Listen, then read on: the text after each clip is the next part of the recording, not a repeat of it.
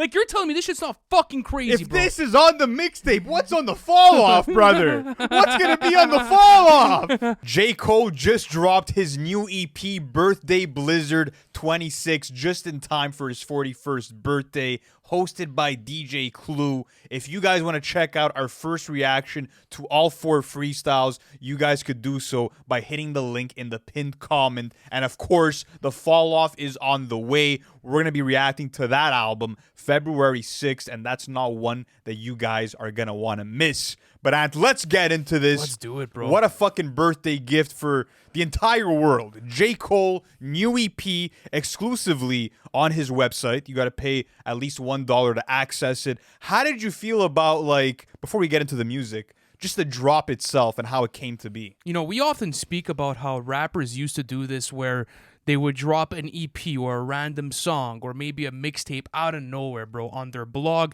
or on their old MySpace pages, whatever the case may be. But with this drop, it was interesting because you and I were speculating that maybe It's a Boy would be dropping officially this week. Lo and behold, though, you end up getting this new 4-song EP called Blizzard 26, obviously playing into like the crazy winter weather that, you know, it seems like the entire world is getting hit by right now. I mean, in Montreal, we've gotten hit with a huge snowstorm, so it's kind of fitting. But regardless, though, as a fan, paying the $1 was never easier, bro. I'm going to be honest with you. I don't mind doing it. I was down to go through it. And in the past, Cole has released either Truly Yours EPs or like these small little projects before you got to the main course of a studio album, so it felt fitting. Not only that, but going into this new, I would say, EP, there were rumblings this afternoon that he would be dropping some freestyles because you saw on his distribution that they were sort of like, not leaking it, but I think they were maybe uploaded by mistake and there was accounts reporting on it. So I wasn't sure if we were going to see it tonight or if we were going to maybe see it on this Friday. But regardless, though, I'm happy we got it. And dude, bro, it's stupidity. Honestly, it's fucking gross. It's beautiful that, you know, he's able to just escalate the hype for the fall off by putting out something like this and doing it in the way that he did, having DJ Clue hosted, who's iconic, obviously, to the mixtape scene and for having rappers come over on these tapes and go insane over other people's beats. Like, this is a staple in hip-hop. And what's cool, too, is that if you look at the cover of this project, you have J. Cole's childhood home, the 2014 house, covered in snow. That was a cool detail. And there's also a phone number on that cover. If you call it, you get to hear Gucci Mane's part in Pricey off of Might Delete Later. And then it's like, okay, you know, hit any number on the keypad if you want some updates. That's all you really got out of it. So I wonder what the Gucci verse is in reference to. I feel like there's obviously something intentional with that. But anyways, let's get into this. Let's do it, bro. Because J. Cole turned into a hip-hop serial killer with this, bro. We witnessed a fucking murder on this tape. He murdered 4 different beats and did it with ease. I want to start off with the first one, the Bronx Zoo Freestyle, where Cole is rapping over Biggie and Diddy's Victory beat. Kind of brings his own taste and flavor to that old Biggie flow. Bro, with this one, our first thought together was like, yo, like, he doesn't sound hungry on this. He sounds like he's fucking starving, bro. And that's it. And I think a big theme for this pack that I got from Cole, at least, was he still wants this, bro. And he realizes that, hey, you guys tore me down in 2024. Well, that's no problem. I think I'm better when I'm actually at the bottom and I have to climb my way up. And specifically on this freestyle, there are some words about what ended up happening in 2024, and he speaks about it in pretty great detail. So I'll take you guys through the lyrics. I used to be top C. The apology dropped me out of the top 3. No problem. I'm probably my best when they doubt me, speaking about how, you know, he's his best when his back's against the wall. And that was also a huge theme in, you know, different mixtapes like the warm up and the come up. Like you saw that type of messaging all within those track lists. He goes on to say, the top ain't really what I thought it would be. So I jumped off and landed back at the bottom and restarted at a level where I wasn't regarded as much, just to climb past them again and tell them all to keep up. And that's really what I got out of this record, right? Is he feels like everyone fucking disrespected him. He feels like there's so many people that probably slandered him. People discredited his years of work because of one moment at Dreamville Fest in 2024 when he pulled out of that battle. And he's like, okay, you know what? Let's do this again then. You guys really want to do this to me? You guys really want to put me back at the bottom? Fuck it, I'm going to run laps around everyone, and that's exactly what he did here. So how do you feel about this, Lou? And just to add on to that and maybe skip a bit ahead, when you go to 99 Build Freestyle, he addresses it again, and he raps with one verse, I disassemble narratives. Your theories get killed. The murder weapon was superior skill. And that is, again, another overarching theme of what he's trying to emphasize with this tape and these bars is that, like, yo, you guys are getting distracted by all the bells and whistles and all the flashes of light, but what do we really listen to hip-hop for if not the skill and the craft? And that's what I'm bringing you. So if you want to focus on the bullshit and one mistake that I made during that moment, you could stay there. But what I'm going to do is remind you that I'm one of the best living rappers in the game, without a doubt. If this isn't proof, and keep in mind, guys, these are fucking throwaways.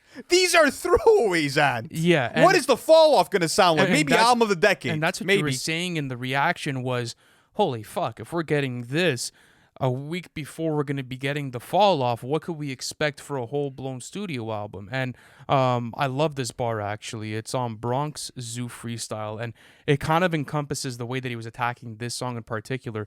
It's like the ghost of Christopher Wallace had came in and wrote it, referencing, obviously, Biggie and how he feels like, I'm connected to these legends and I'm doing it for this reason. I'm doing it for GOAT status in my own regard. The people that I respect, the people that I looked up to when I was a fan and when I was listening to this music. And to me, like, that's a great message also for other hip-hop fans that are maybe going to be going into the fall-off, where it's like, you got to pay attention, bro. The bar work is absolutely immaculate. I think that out of all of the songs that were dropped tonight, out of the 4 that I have, it's between Bronx Zoo for me and 99 Build Freestyle. Oh, 99 Build, bro. He lost his mind. He left Earth on that record. Going back to what you were saying about, like, paying homage to legendary rappers, I fuck with the fact that he did that, and I feel like he's also paying big homage to New York in the sense of every single beat that he raps over is a New York hip-hop beat. Yes, all sir. from New York rappers. Like we said, bit of a taste of that Biggie flow on the first Victory beat, which a lot of other, like, Lloyd Banks destroyed that beat too. Like, it's a thing for just amazing rappers to go crazy on that. And then also the second freestyle, shout out to Nick, he kind of gave us the tip that, like, yo, it's low-key a Jay-Z flow on Golden Goose Freestyle, which it is when you listen to it. And it sounds like something that you'd find off of, like, Volume 1? Yeah, the Volume 1 series, right? Like, that's crazy, like, luxurious flow, smooth, confidence and cadence. And this one, like, again, he's just talking his shit, bro, and he's super confident, and he comes through and, again, shows why he's the best at what he does. Something to mention about Golden Goose Freestyle, obviously he snapped over it, but there's a lot of, like, subliminals that people are picking up on. So I want to get your take on this. So he raps about how he owns his own masters and kind of disses other rappers that don't. Like, he raps, for crumbs, dumb guys sold their soul to Lucian. And people think that he's dissing Drake because Drake is obviously allegedly has a 360 deal with Lucian and UMG that's worth 440 million. And also, not long after he raps about sold their soul to Lucian, Cole raps, guys cheating and I won't excuse it. If I said it, then I wrote it, stupid. And people think this is tied to, like, what Drake said on Family Matters about how he's not going to back out like Cole did, yada, yada, yada. My take, this is like, bro, if the shoe fits, wear it. I feel like that's what he's doing here. I don't think he's, like, targeting Drake like people are saying. But even at that, he addressed the Drake situation on Port Antonio. Like, I feel as if there's so many bars from Cole, even in his previous projects, that touch upon shitty deals, shitty business management, Universal deals, and fucking talking about empty bars and, rappers that don't have substance and how they're fly by night. This has always been a theme in Cole's catalog, and I feel like if he wanted to reference someone, he would have done it straight up, right? And another interesting thing is on Golden Goose, It's interesting because he talks about botting and merch sales and how they're inflating Yeah. all of these first week sales. So he says this: these guys swear they're doing numbers, but there's more to the story. You break it down, it's botted streams and kids ordering merch. So that plays into a huge narrative in hip hop right now, where people are putting out their bundles to obviously explode their first week numbers just for the facade of being like, oh well, bro, I sold 50 million first week. You know, obviously a hyperbole, but just to say. I think it's cool the way that he's also attacking all these industry politics with his perspective and saying these things don't matter to me. I don't give a fuck. I'm here to make music. I'm here to do it right. And I'm here to be in this sort of place where I'm delivering you the best rap music I possibly can. And I think he accomplished that tonight. If the streams say you winning, why the tours is losing when the math ain't mathin'? Of course you're juicing. That means the bots is boosting. Cut the tough guy image. It is not conducive. And we've seen that a lot in recent years with certain rappers where there may be a top 20 or top 25 rapper with the most monthly listeners, but they're canceling their tours or they're not able to go on these arena tours. And it's like what Pusha T rapped over on Let God Sort 'Em Out album, right? It's like you stream kings can't pack a crowd here, right? Like it plays into that whole narrative of we're living in a world where like all these digital statistics, it's giving you this false reality of the success that people like Cole have achieved. Another crazy bar off that freestyle. Word to Mike Vick, your dog might get shot for losing. Insane. Gross stuff, bro. Insane. But let's keep on going. Yes, sir. Where do you want to go Next track, next? Winter Storm Freestyle, where he's rapping over the Who Shot Ya beat from Biggie. Again, went crazy. Started off with a little Lori Harvey mention that was hilarious. Harley, bitch, I feel like Lori Harvey, how I ran through them guys. I like when Cole gets comedic, bro. It's And loose, this it's is one of fun. the records off of like this mixtape that feel like it's more driven in wordplay and like his double entendres, even a crazy Goku bar here. You didn't know I'm Xeno with Goku agility.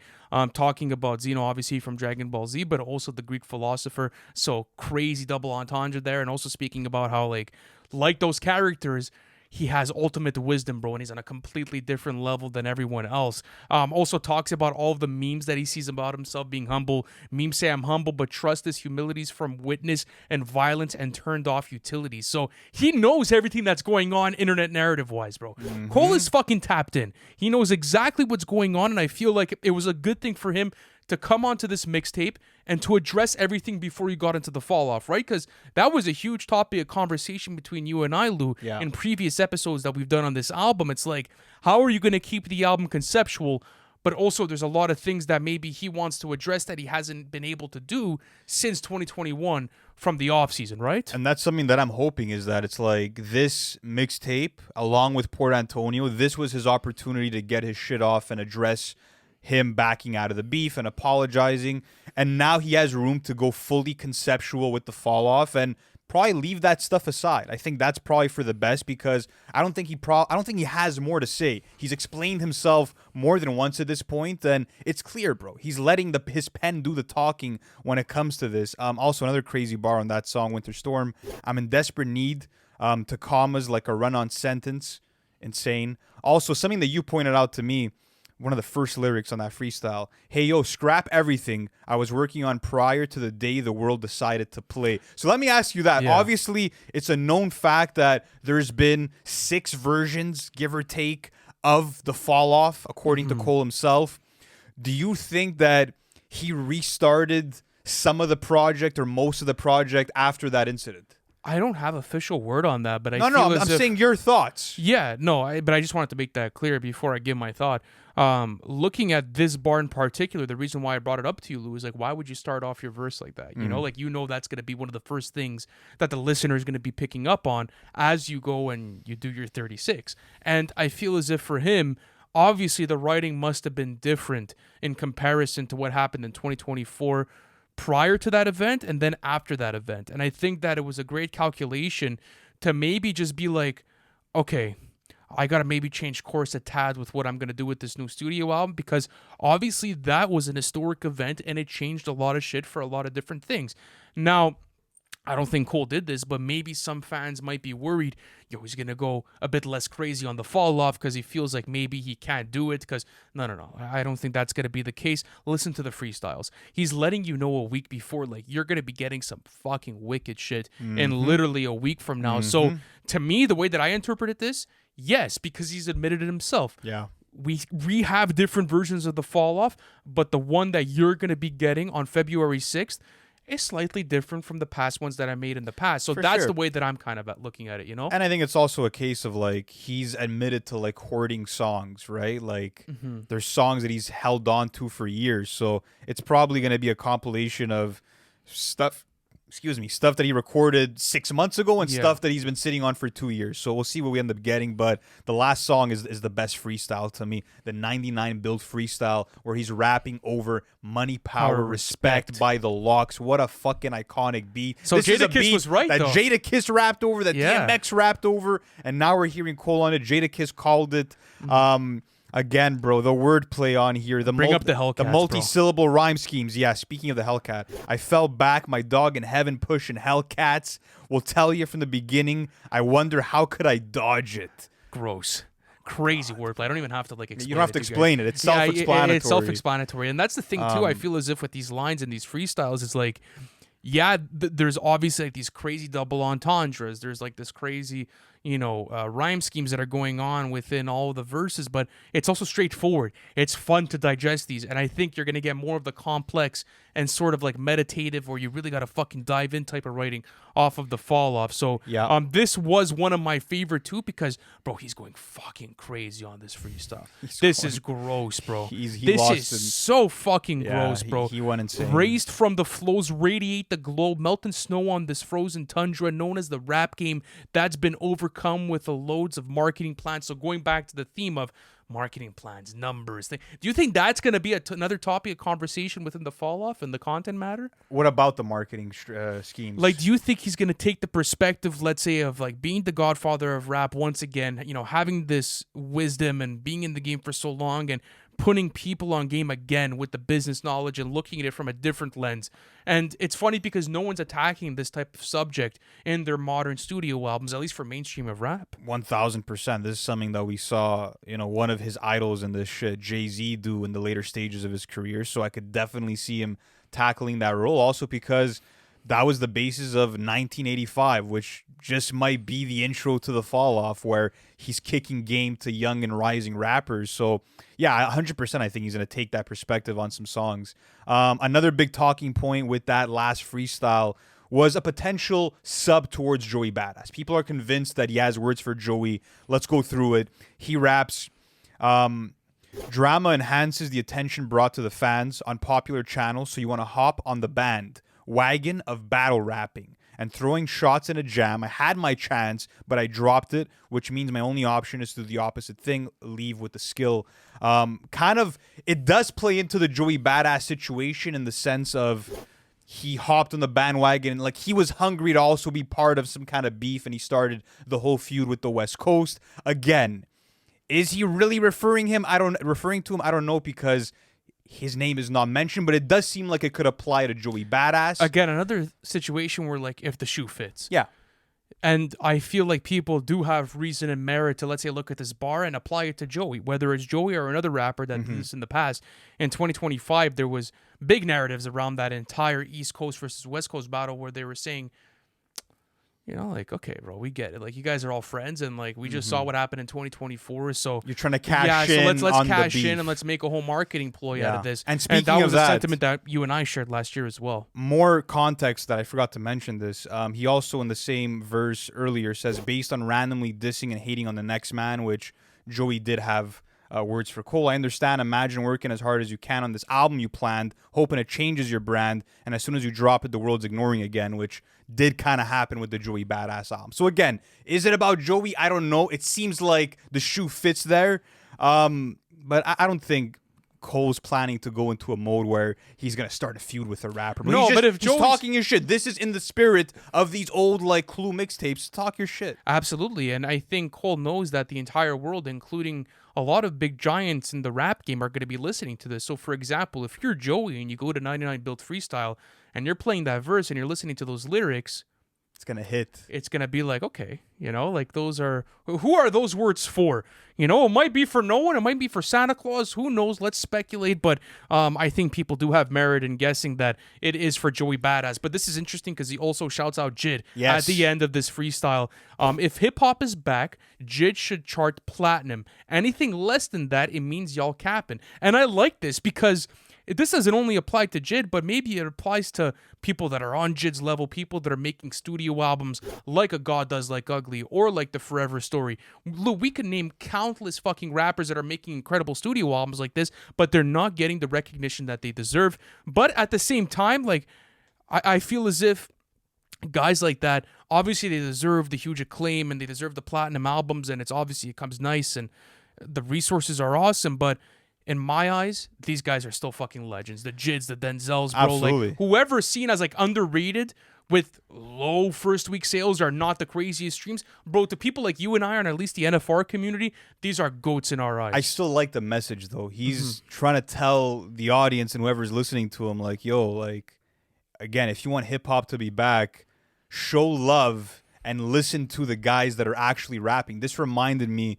of what Kendrick said about Killer Mike on Hood Politics, where he's like, critics want to act like, like hip hop should go back to when guys was actually rapping. Then motherfucker, Killer Mike would be platinum if that would be the case. So reminded me of that, and yeah, I just like the message of like, let's give the flowers and like let's actually put our attention on these guys that are actually spitting, because now it seems like the mainstream's moving in another direction, and it's maybe not the best direction for the future. Actually, I have something to argue about that. I feel like it's directionless, to be honest with you, because even these guys that are supposed to be selling out the tours and doing the big numbers and stuff like that, yeah, it looks good on the Spotify apps and for the YouTube subs, but good luck trying to fill up an arena, bro. We saw it with Lil Baby recently.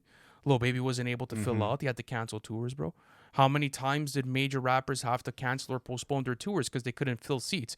So at the end of the day, I think it plays into Cole's message where it's like, let's go back to valuing this real shit because we're going to fall in love with the genre again. Also, cool little shout out to like all of the OGs that were obviously iconic rappers but that are getting their bag from the podcasting game.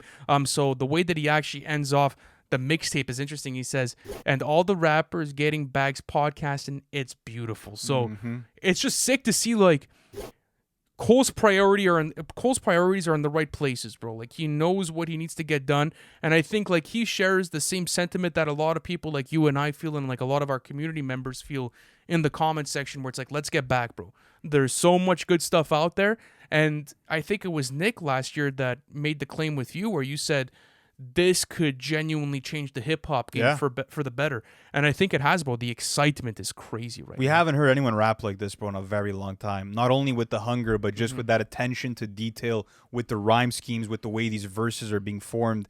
It's bringing back that feeling, bro, of hip hop that we truly love and that is passionate. That's the one thing that Cole brought to this EP, or whatever you want to call it. It's fucking passion. And again, he went 4 for 4. I cannot fucking wait for the fall off, bro. If this is the appetizer, what is that main dish gonna be like, bro? Oh my goodness, bro. I'm gonna take this mixtape and rip it in the whip. Oh, fuck yeah. Oh my goodness. This is gonna be a treat all weekend. One last question before we get off today. If there was one beat you would have wanted to see on this tape, and it doesn't have to be New York themed, it doesn't have to be anything like that, right? Like, we've seen him attack like southern beats, bro. Let's see, on the LA Leaker stuff, West Coast beats. Cole could go anywhere. What was one beat that you wanted to see him attack, let's say, for this freestyle tape? One beat that I thought of? Yeah. Fuck, bro. There's so many. My first thought was Takeover. That was my first thought. That would be nasty. That bro. would have been insane. Yeah, the Takeover beat would have been insane. What about you? Going back to the New York theme, I think The Enemy by Big L would have been nasty, bro. Especially with like the Who Shot You beat is very dark. Like, going into that realm, that would have been so gross. And I don't think he's ever rapped over that beat, to be honest with you. No, I don't think so. We Gonna Make It from Jadakiss, the Alchemist beat on that also would have been insane for him. Yeah. There's so many that I wish this was like I wish we got more. I wish this was like 10 fucking freestyles. That's it. I was Pushed by up. MEED, bro, would have been nasty too. That's crazy. That's a serious beat. But regardless, though, we got 4 of them, so we're happy. I think this is gonna be a great appetizer going into the fall off. And you know what, Lou? You said that you were revisiting old freestyles. I have been doing that as well. This is not even an appetizer for me. This is going to be in rotation I know. for as long as I'm a hip-hop fan, bro. Cole freestyles are always my favorite. Let me know, guys, which is your favorite freestyle out of the 4-pack that we just got. Hit the subscribe button and turn on the notification bell because we're going to be doing more Cole content just like this leading up to the fall-off. And make sure to visit the link in our pinned comment because, guys, the full reaction to this 4-pack is right there for you guys. And, of course, if you subscribe, the fall-off on February 6th, it's going to be a legendary night in the NFR studio. So, once again, we thank you for coming in, and we will catch you next week. Peace.